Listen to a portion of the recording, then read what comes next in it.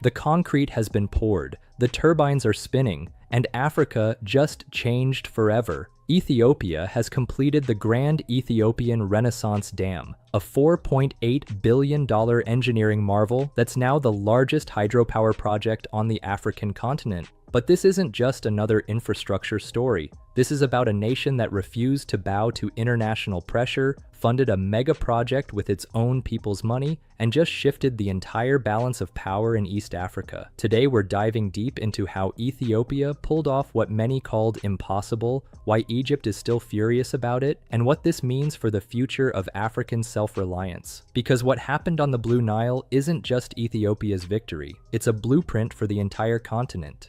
Let's start with the numbers that matter. The Grand Ethiopian Renaissance Dam, or GERD as it's known, stands 145 meters high and stretches 1.8 kilometers across the Blue Nile. Its reservoir can hold 74 billion cubic meters of water. When fully operational, its 13 turbines will generate 6,450 megawatts of electricity, more than doubling Ethiopia's current energy capacity. But here's what makes this truly extraordinary. Ethiopia did this largely on its own. While other African nations have built major infrastructure through Chinese loans, World Bank financing, or European development funds, Ethiopia chose a different path. They turned to their own people.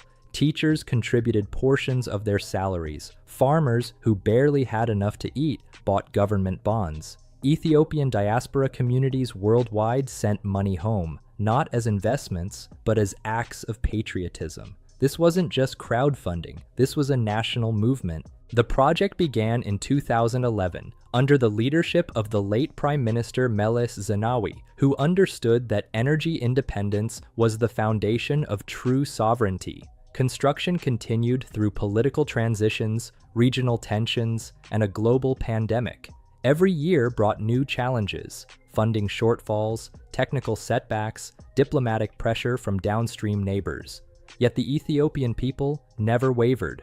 When international observers called the project unrealistic, when critics said a developing nation couldn't finance such an ambitious undertaking, Ethiopians doubled down. They understood something that many outsiders missed. This dam represented more than electricity. It represented dignity. Building GERD wasn't just about moving earth and pouring concrete. It was about creating capabilities that didn't exist before. Ethiopia had never attempted anything close to this scale. The country had to develop new expertise in dam construction, turbine installation, and massive reservoir management.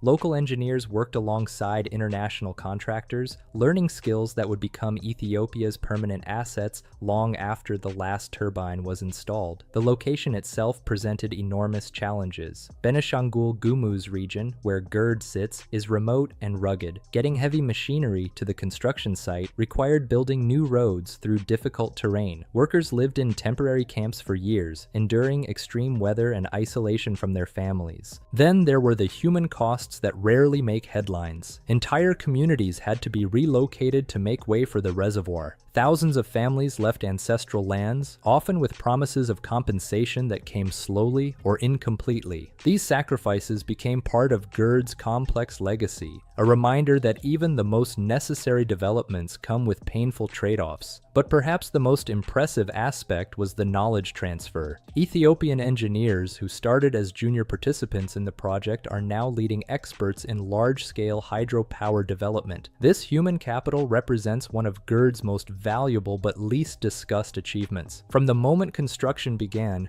GERD became more than an engineering project. It became a geopolitical flashpoint. Egypt's reaction was immediate and fierce. For Cairo, the Nile isn't just a river, it's the lifeline that sustains 100 million people in a largely desert nation. Over 90% of Egypt's fresh water comes from the Nile, and for decades Egypt maintained near-total control over the river's flow through colonial-era treaties that gave it preferential rights. GERD shattered that arrangement overnight. Egyptian officials didn't hide their alarm. Former President Mohamed Morsi declared that all options were on the table, language typically reserved for military threats. Egyptian media described the dam as an existential threat to the nation's survival. High-level diplomatic missions, African Union mediation sessions, and even backroom negotiations involving the United States and European Union failed to resolve the fundamental disagreement. Egypt's position was straightforward. Any upstream dam that could affect Nile flow was unacceptable without legally binding agreements guaranteeing Egypt's water security. Ethiopia's response was equally clear. No nation had the right to dictate how another country developed its natural resources within its own borders. Sudan found itself caught in the middle. While Sudanese officials welcomed the prospect of cheaper electricity and more regulated water flow, GERD could actually reduce flooding and provide more consistent irrigation. They also worried about sudden operational changes that could affect their own dams and agricultural systems. The diplomatic standoff occasionally turned dangerous. Military posturing and inflammatory rhetoric raised fears that water disputes could escalate into actual conflict. For Ethiopia, this meant that completing GERD required not just engineering expertise and financial resources, but also the political courage to withstand pressure from much larger, more militarily powerful neighbors. Today, 6 of GERD's turbines are operational, feeding electricity into Ethiopia's national grid and illuminating communities that have lived in darkness for generations. The transformation is already visible. For decades, power shortages have strangled African economies. Factories shut down during blackouts. Hospitals operated on unreliable diesel generators. Students studied by candlelight. GERD changes this equation fundamentally.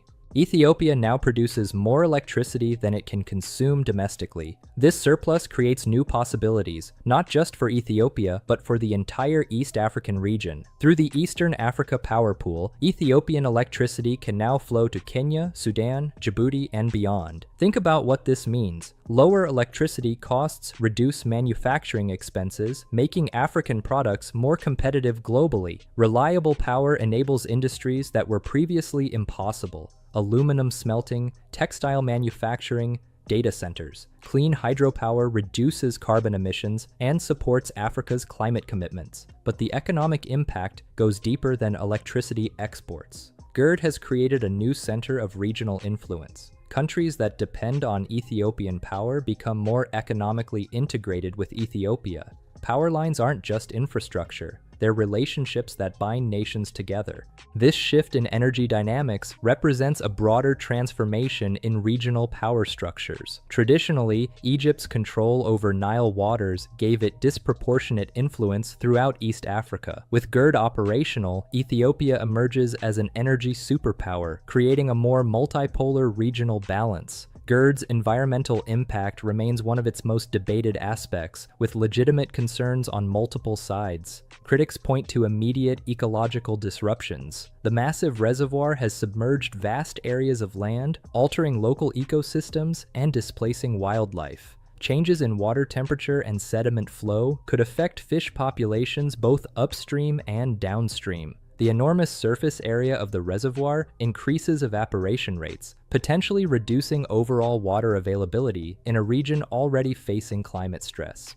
Downstream impacts are particularly contentious. Egyptian and Sudanese farmers have historically depended on seasonal Nile floods to deposit nutrient-rich sediments that naturally fertilize their fields. GERD's regulation of water flow could reduce these deposits, forcing farmers to rely more heavily on expensive fertilizers and potentially changing agricultural practices that have sustained communities for millennia. However, Ethiopian officials and environmental supporters argue that GERD's benefits outweigh these costs. Hydropower produces far fewer emissions than coal or oil-based energy, directly supporting global climate goals. The dam's regulation of river flow could actually reduce extreme flooding that destroys crops and infrastructure during heavy rainfall years, while also mitigating droughts that have devastated regional agriculture. The broader environmental question is whether Africa can afford not to pursue large-scale renewable energy projects like GERD.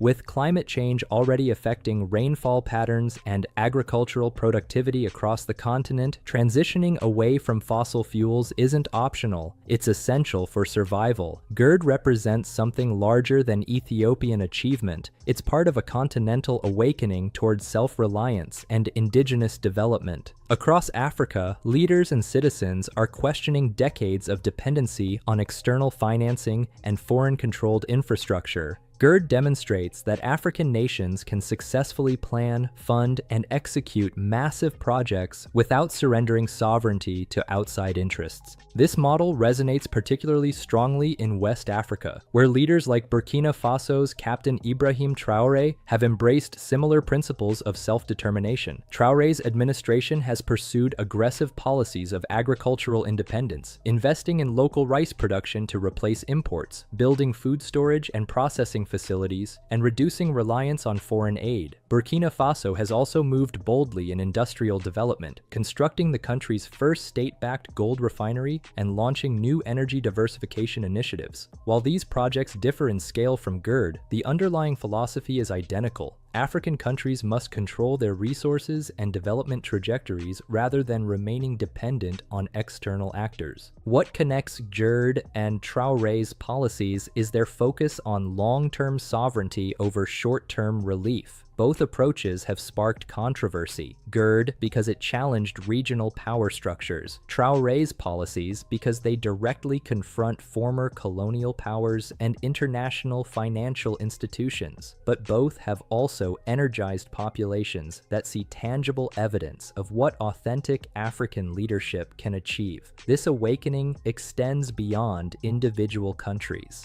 The African Continental Free Trade Area requires reliable, affordable electricity for industrial growth and cross-border commerce. GERD positions East Africa to play a leading role in continental integration while demonstrating that Africa doesn't need to wait for external saviors. It can chart its own economic destiny. The completion of GERD offers crucial lessons for African development beyond hydropower engineering. First, domestic financing, while challenging, creates genuine ownership. When Ethiopian citizens funded GERD through personal sacrifices, they ensured that the project would serve Ethiopian interests first. This contrasts sharply with externally funded infrastructure that often comes with conditions, debt obligations, or operational requirements that serve foreign interests. Second, building local capacity during major projects creates lasting benefits. The Ethiopian engineers who gained expertise during GERD construction now represent permanent national assets. This knowledge transfer model could be replicated across Africa, ensuring that infrastructure development simultaneously builds human capital. Third, political courage matters. Ethiopia faced enormous international pressure to abandon or significantly modify GERD. Yielding to this pressure would have maintained regional status quo while sacrificing Ethiopian development aspirations. The decision to proceed despite diplomatic costs demonstrates that African leaders can successfully defend national interests against external opposition. Fourth, regional integration requires new power balances. GERD's completion doesn't eliminate the need for diplomatic cooperation on Nile management, but it does create more equitable negotiations. Egypt can no longer dictate terms unilaterally. It must engage with Ethiopia as an equal partner. GERD's completion marks the beginning, not the end, of its impact on regional development and continental integration. Managing the dam's benefits requires sophisticated diplomacy. Ethiopia must balance electricity exports with domestic energy needs while addressing legitimate environmental and water security concerns from downstream neighbors. This balancing act will test Ethiopian leadership's ability to transform infrastructure advantages into sustainable regional influence. The environmental monitoring challenge is equally complex. GERD's long-term ecological impact won't be clear for years or even decades. Ethiopian authorities must establish transparent systems for tracking reservoir management, downstream effects, and biodiversity changes. Failure to address environmental concerns credibly could undermine GERD's broader symbolic value as a model for African development. Economically, GERD creates opportunities that extend far beyond electricity generation. Reliable power enables new industries, supports agricultural processing, and facilitates digital infrastructure development. But realizing these benefits requires complementary investments in education, transportation, and business development that can absorb and multiply GERD's energy advantages. Perhaps most importantly, GERD's success or failure will influence how other African nations approach major infrastructure development. If Ethiopia successfully manages GERD's benefits while maintaining regional stability, it could inspire similar projects across the continent. If tensions escalate or environmental problems emerge, it might discourage other nations from pursuing ambitious self-financed development projects. GERD's broader significance lies in what it represents for African consciousness and capability. For too long, Africa's infrastructure narrative has been written by external actors. Major dams, power plants, and transportation networks were typically financed by foreign governments, built by international contractors, and operated under agreements that prioritized donor interests. This pattern created dependency relationships that limited African agency in crucial development decisions. GERD breaks this pattern decisively. Ethiopian citizens funded it, Ethiopian workers built it, and Ethiopian authorities control it. The project demonstrates that African nations can mobilize domestic resources for transformational infrastructure when leadership aligns with popular aspirations. This model has particular relevance for resource-rich African countries that have historically exported raw materials while importing manufactured goods and energy. GERD shows how natural resources, in this case, water flow, can be transformed into value-added products that serve domestic needs first and generate export revenues second. The psychological impact may be even more important than the economic benefits. GERD proves that African technical expertise, financial capacity, and political determination can overcome seemingly impossible challenges. This proof of concept strengthens continental confidence in pursuing other ambitious projects that were previously considered beyond African capabilities. Leaders like Ibrahim Traoré in Burkina Faso explicitly reference this model of self-reliance. When Traoré speaks about African nations controlling their gold, oil, and agricultural resources, he's building on the foundation that projects like GERD have established. The dam becomes evidence that African sovereignty isn't just an aspiration, it's an achievable goal. As GERD's remaining turbines come online and its full capacity becomes operational, several key developments will determine its ultimate legacy. Regional diplomatic relations will either stabilize around new power-sharing arrangements or escalate into more serious conflicts. Egypt's adjustment to reduce Nile control, Sudan's integration with Ethiopian energy exports, and Ethiopia's management of its new regional influence will shape East African geopolitics for decades. Environmental monitoring will reveal GERD's long-term ecological impact. Transparent reporting on reservoir management, downstream effects, and biodiversity changes will either validate or challenge claims about the dam's environmental benefits. This data will influence how future African hydropower projects are evaluated and approved. Economic integration possibilities will expand as reliable electricity enables new industries and strengthens existing ones. GERD's success in attracting investment, creating jobs, and generating export revenues will demonstrate whether major infrastructure can catalyze broader economic transformation. Most importantly, GERD's model of self-financed, domestically controlled development will either inspire or discourage similar projects across Africa. Success could trigger a wave of ambitious infrastructure initiatives that reduce continental dependency on external financing. Failure could reinforce arguments that African countries lack the capacity for truly independent development. The Grand Ethiopian Renaissance Dam represents more than Ethiopian achievement. It symbolizes African possibility. In an era when many questioned whether African nations could successfully manage large-scale development projects, Ethiopia demonstrated that vision, determination, and popular support could overcome seemingly insurmountable obstacles. GERD proves that Africa doesn't need to choose between ambition and stability, between development and sovereignty. The dam's spinning turbines generate more than electricity. They generate hope. Hope that African resources can serve African people first. Hope that continental integration can proceed on African terms. Hope that the next generation will inherit a continent that controls its own destiny. This is the Africa that leaders like Ibrahim Traoré envision when they speak about true independence. This is the Africa that millions of young people across the continent demand when they call for authentic sovereignty. GERD shows that this Africa isn't just a dream. It's being built, one bold project at a time. The question isn't whether Africa can achieve self-reliance. GERD proves it can. The question is whether African leaders will have the courage to follow Ethiopia's example, and whether African people will support the sacrifices that true independence requires.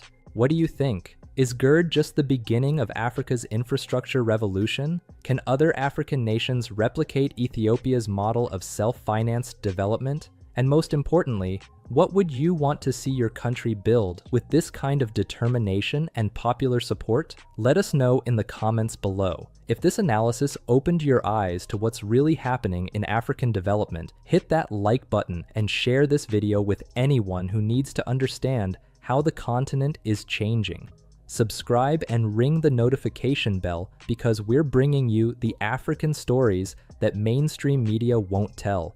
Stories of achievement, resistance, and continental awakening that are reshaping our world. The revolution isn't coming, it's already here, and it's powered by African hands, African minds, and African dreams. Stay tuned, because this is just the beginning.